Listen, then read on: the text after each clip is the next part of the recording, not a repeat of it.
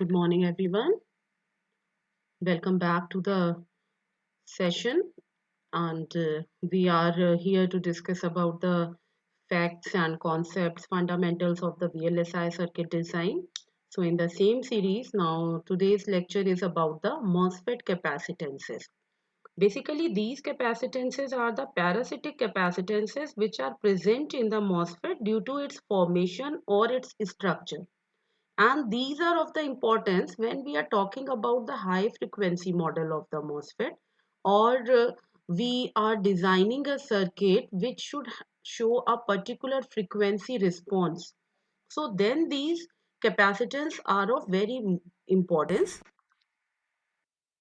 Now see why this lecture is too important today. So we should understand these 3 points, that we will use MOSFET to design our circuit. So once we are designing the circuit based on the MOSFETs only, we should know about that what are the parasitic capacitances which are present in the design or the structure of the MOSFET. This is the first thing which will drag your attention towards the capacitances present in the MOSFET. Second, which is very important, is the MOSFET capacitances tend to limit the frequency response of the circuit. So in order to predict the circuit frequency response, we must need to estimate the actual circuit capacitance. So whatever we are connecting the capacitance external to the circuit, along with that the parasitic capacitances should also be known to us, so that we can have the accurate frequency response of the any circuit for which we are drawing. Then obviously that we may use the MOSFET capacitance to our advantage by intentionally implementing capacitors using MOSFET. Means if we are using MOSFET to implement a capacitor, and that too intentionally we are doing such design, then we should know that what is the internal or the parasitic capacitance, what value of parasitic capacitance does a MOSFET is holding. Then only we can implement a exact value capacitor with the help of the MOSFET. So these are some facts by which we can say that the capacitance model of the MOSFET is also equally important as its current voltage model. So in the today's lecture, we are going to discuss about this capacitance model of the MOSFET. Now this capacitance or the parasitic capacitances into the MOSFET, these are divided into two categories. One is known as a extrinsic capacitance and another category is the intrinsic capacitance. So when we are talking of the extrinsic capacitance, these are associated with the regions of the transistor outside this dashed line. Means outside this box, whatever be the capacitance present into the structure of a MOSFET, they all are termed as the extrinsic capacitance. And within this boxed region, the capacitances present are known as a intrinsic capacitance. Means this box region is representing that whatever be the capacitance present with the gate and channel, or the gate and substrate, so that will be considered as a intrinsic, and rest all capacitance because of this junction of n plus p region over here in the source and the drain, the overlapping of a gate with a source, these type of capacitances we can say they are the category of the extrinsic capacitance. Now see how we can define the extrinsic capacitance and how many types of extrinsic capacitances are there present into the MOSFET. So firstly, we should understand that extrinsic capacitors are modeled by using lumped capacitance. We don't model it as a discrete or distributed capacitance, because modeling of a lumped capacitance is easy to be done, and each of which is associated with the region of the transistor's geometry. Another thing, the point to be noted is the one capacitor is used between each pair of transistor terminals. Means if we have a two transistor terminals like gate and drain, so there will be a one capacitance, gate to drain capacitance. Similarly, between drain and source, we will have a source to drain capacitance. Between gate and bulk, we will have a gate to bulk capacitance. Similarly, between gate and source, we will have a gate to source capacitance. Between drain and bulk, we will have a drain to bulk capacitance, and Similarly, between source and bulk, we have a source to bulk capacitance. Means in total, we have a 4 terminals in the MOSFET, and between each pair of terminals, we will have a capacitance associated. And those all are lumped capacitance, and they represent the category of the extrinsic capacitance. So intrinsic capacitance, if I'll talk again, intrinsic will be the one which will have an influence with the channel only. That we consider as an intrinsic capacitance. Further, if we are using a well structure to fabricate, yes, we use, because if we are fabricating a CMOS, then PMOS is fabricated under the well, and NMOS we fabricate on the native wafer or a substrate. So if we have a well structure, then there will be additional capacitance between well and bulk. So that is also a extrinsic capacitance. So this is how we can have the category of a extrinsic capacitance. Now see here, extrinsic capacitance have again two types. One is known as a overlap capacitance, and these are mostly dependent on the geometry of the MOSFET. Other are the junction capacitance. These are again dependent on geometry but also on the biasing on the terminal. Because if the junction is biased in a forward bias, so the capacitance will be having some different value. If the junction is biased in a reverse manner, then the capacitance will have a different effect. So now see here. This is a diagram which is showing the overlap region, and these overlap capacitances are formed between gate and source and gate and drain. See, this overlapping we are talking of in a large or the zoom uh, screen, we have seen it like this. This is that overlapping, and here we are forming a capacitance. You can see here. This is what the overlap capacitance. This is again shown, and we have given the name it as a CGSO, which is gate to source overlap capacitance and gate to drain overlap capacitance. And why this overlapping is done? This is done for the precautionary purpose, so that when we are fabricating a nanoscale devices, if I'll take the gate only in between the channel region or just above the channel region, then there may be a possibility that my gate, rather than fabrication starts from this, the layer fabrication will start from here. So we can have a open type of a fault in between. So there will be no proper channel formation, or the effect of gate to source voltage will not also be the proper.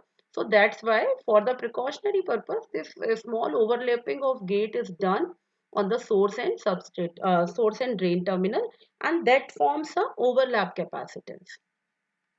Second is the junction capacitance. Now junction capacitance means, see, we have a N plus P junction over here from the source and the bulk. Here from drain and bulk also we have a N plus P junction. So because of these junctions, the capacitance automatically formed over here. As in the diode, we have seen that if there is a PN junction diode, then obviously across the junction there will be a junction capacitance formation. So the same concept is over here. Similarly, as we were talking in the previous slide, that if the well structure is taken for the fabrication, then there will be a capacitance between a well and substrate also. Up see, substrate is of a P type and well is a N type. So again, this is a PN junction. So here also the capacitance which will formed between the substrate or the bulk and well, that will be a junction capacitance. So now we will discuss about the MOSFET parasitic capacitances. Parasitic capacitances means those capacitances which are produced or which are generated into the MOSFET structure due to its structure itself. They are not some externally added capacitances. They are present due to the structure of the MOSFET. The question arises, why this MOSFET parasitic capacitance is of so importance, why it is needed to be studied, why it is needed to be extracted. So till now we have seen the DC behavior of the MOSFET. Now when we are looking towards the transient behavior, means when we are going to define the AC behavior of the MOSFET and the digital circuits which are designed using the MOSFET, then it is important to take care of the parasitic capacitances which are present in the MOS structure, so that we can have a exact calculation and exact estimation of the transient behavior of the MOSFET or the related circuits which are designed using the MOSFET. So now here, have a look on the board. I have drawn a structure of a MOSFET. This is a NMOS device which I am taking into consideration. Now this NMOS device has a P-type substrate, N plus type of source and drain region. Suppose this is a source region and this is a drain region, and above there is a gate. Under the gate we have a oxide layer over here. Now we must see like how many capacitances will be generated because of this structure. So firstly I will show you this capacitance which is known as a CGDO and CGSO. These are known as the overlap capacitances. These are overlap capacitance. Now what means this overlap capacitance? You can see over here that the gate and source and drain regions, there is a slight overlapping over here. See, this is a region where a gate is being overlapped with the source and drain region, and this is done because if suppose I design, because these are designed on a micro or nano scale, say if I take a perfect picture like this, say I am designing it like this and I take a very perfect picture, then there may be a possibility during the fabrication process that this type of a structure may form, and so there will be a open circuit between the two terminals. So to get rid of such type of a problem or the faults, the overlapping of gate is assured with the source and drain terminal. And because of this overlapping, now we know that gate is a metal, or we are using a polysilicon which is having a majority of electrons into it. So there is a one overlap capacitance formed due to this formation or this structure of the gate terminal and source and drain. So this is known as a CGSO, and this is given by, for the easiness we can take it as a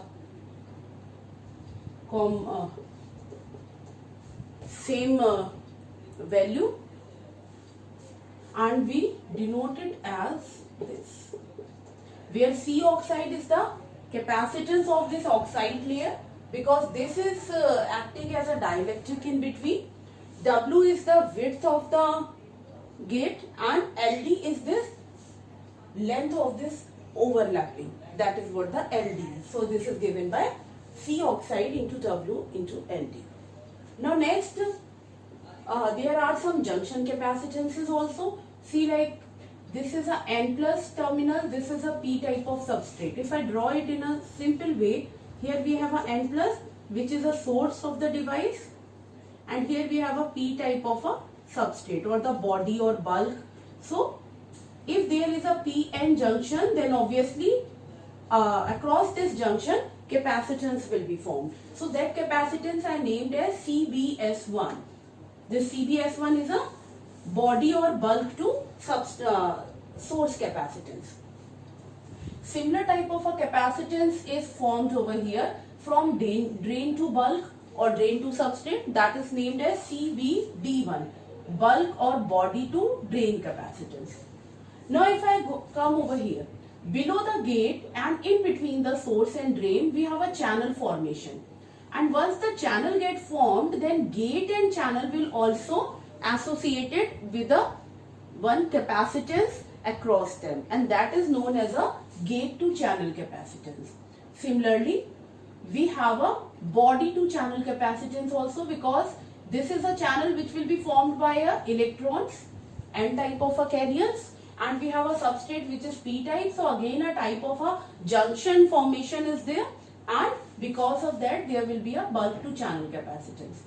And if channel is not present, in the case when device is not conducting, it is in a cutoff region, and when the channel is not present, then also there will be a capacitance formation between the gate and the body, because this is again a N-type carriers here, and here is the majority of the P-type carrier. In between we have a insulating layer working as a dielectric.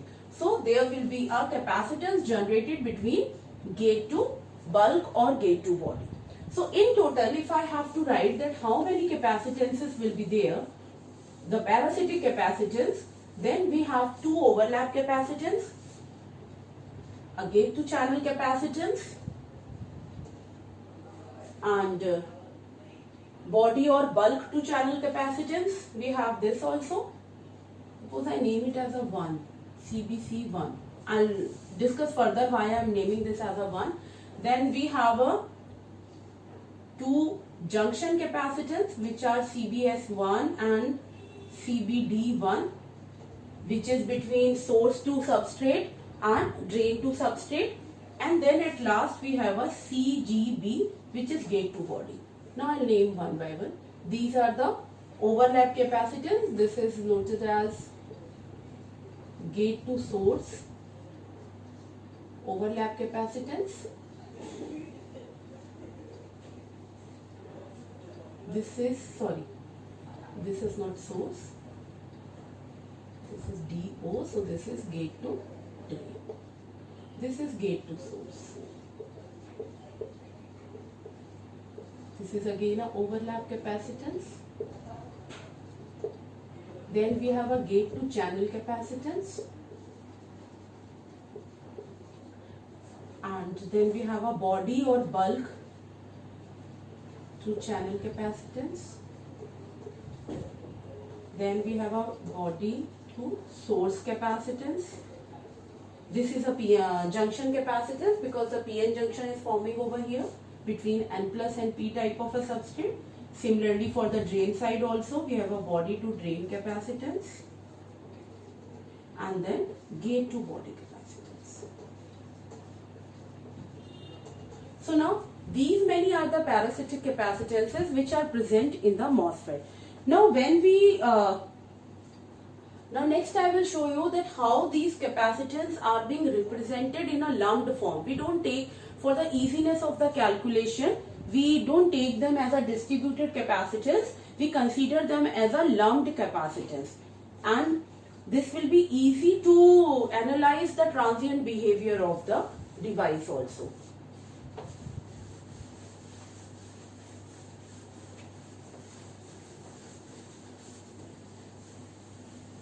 So when I talk of a lumped representation,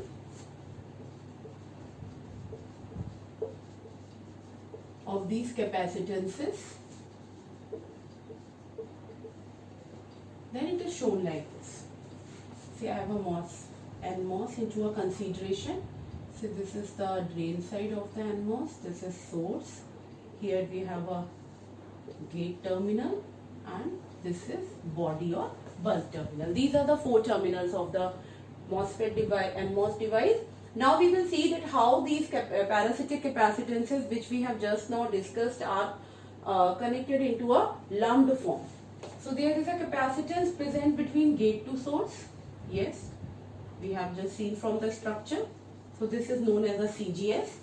Similarly, there is a capacitance between body and source, which is known as a CBS. This is a capacitance between body and source.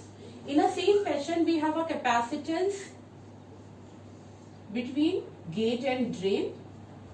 So this is denoted as CGD, the capacitance between gate and drain. And then now we have a capacitance between drain and bulk. So this is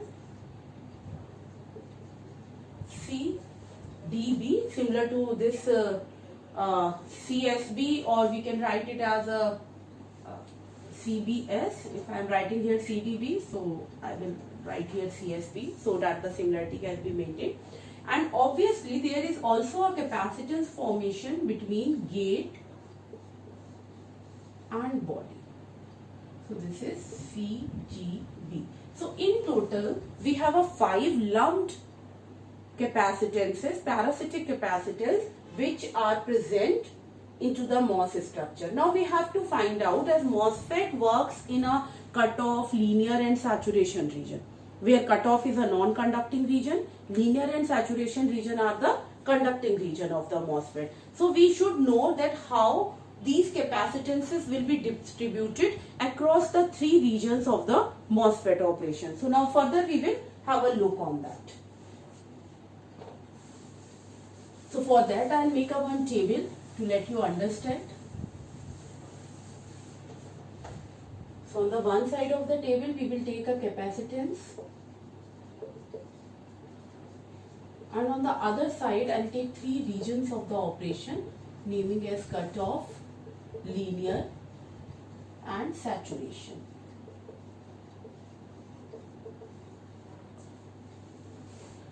So now we will make a one table which will be easy to understand and remember that how these parasitic capacitances plays role when the MOSFET is moving in a cutoff or in a linear or a saturation region. So now firstly I will write one by one all the capacitance. Say first I am taking gate to bulk capacitance or gate to body or even gate to substrate.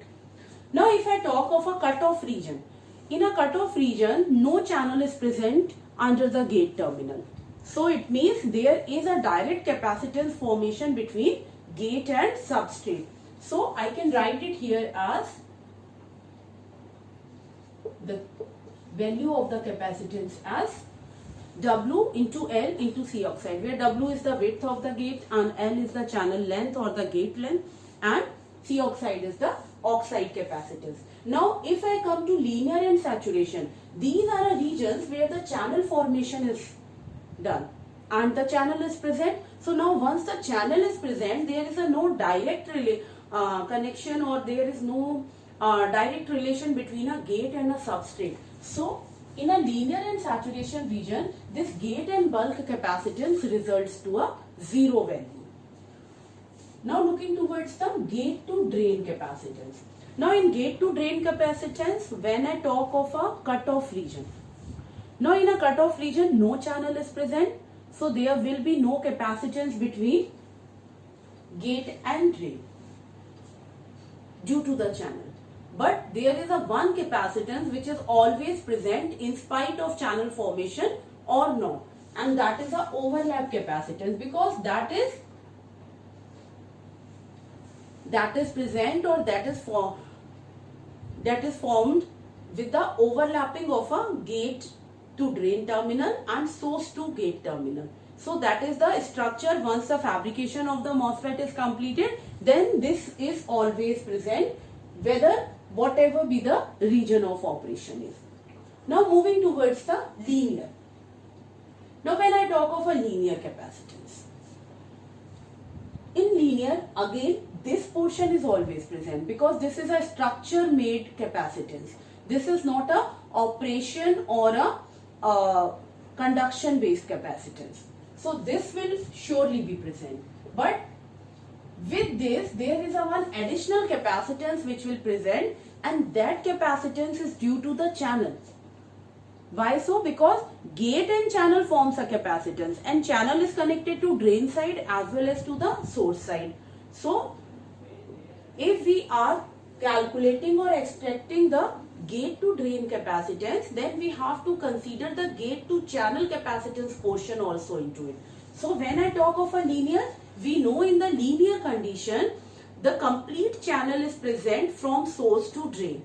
So I take half of the capacitance value for the drain side and half of the capacitance value for the source side. So I write it here CGC, half CGC. And when I move to saturation, then obviously overlap capacitance will be present and remaining half gate to channel capacitance is associated. I'm so sorry over here.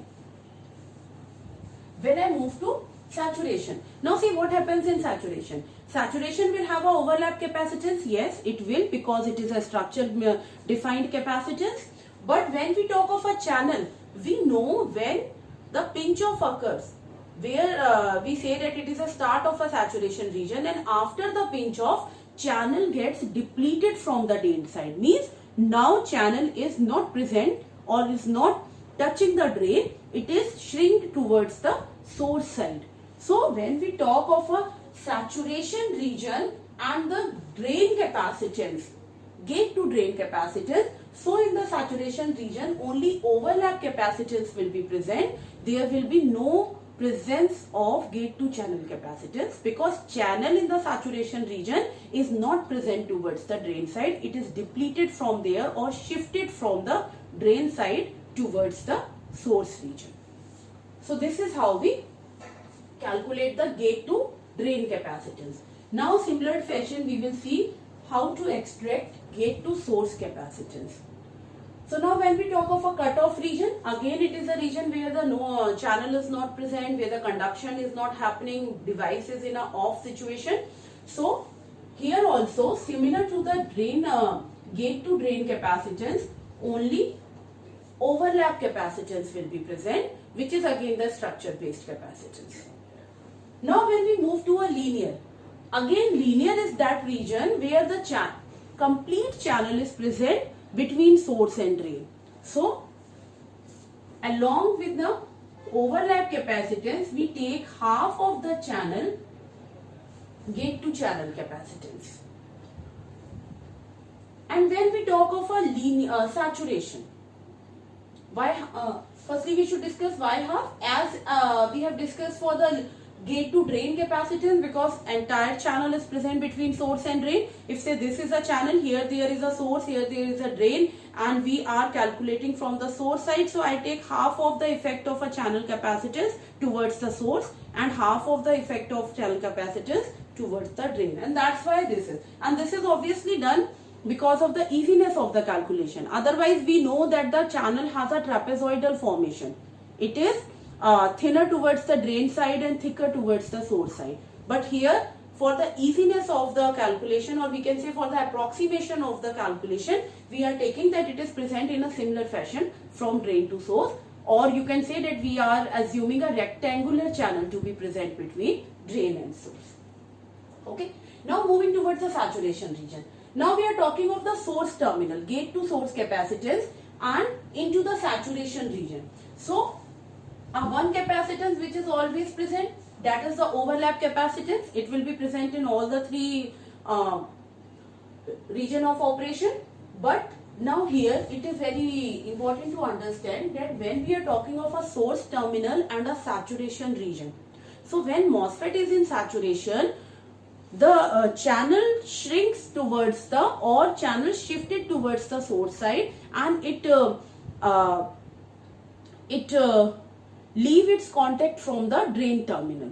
So it means the maximum portion of the channel is touching towards the source only, and it is not going towards the drain side. So here we take that nearly 66% of a, or 2/3 of a channel is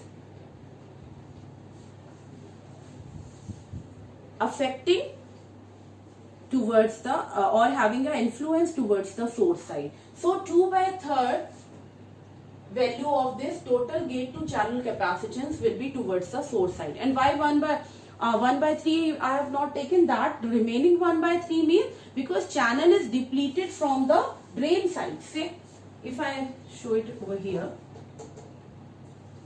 see this is the drain side and this is the source side. Channel formation will be something like this in the saturation region. So here it is having its maximum effect, and in the center also, this is the center or the middle of the channel, and this is the source end. So I am taking 2/3 portion over here and 1/3 portion in the center or the mid part of the channel. So that's why this figure is taken over here.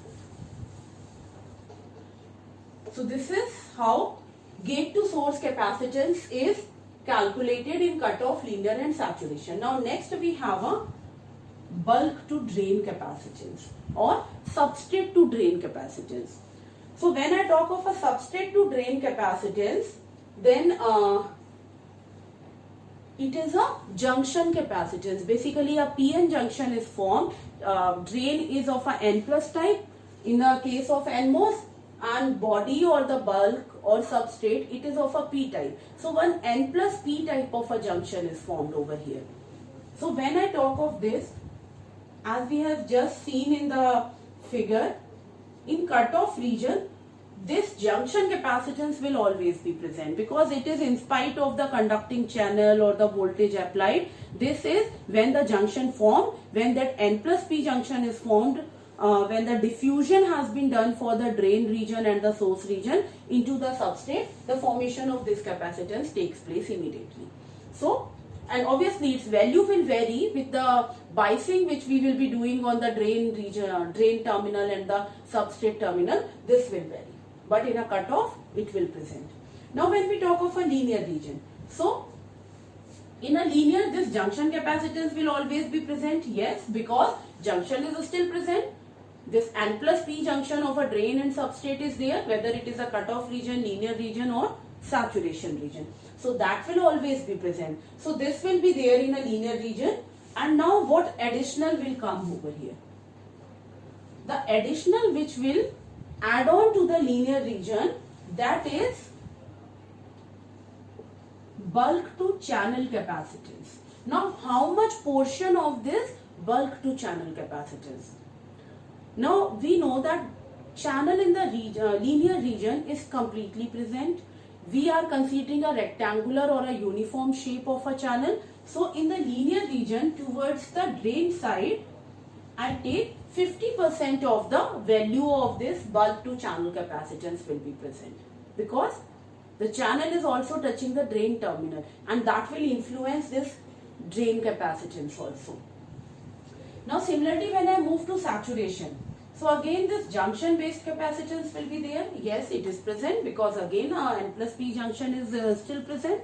But now in a saturation, as we are discussing again and again, that channel depletes from the drain side. It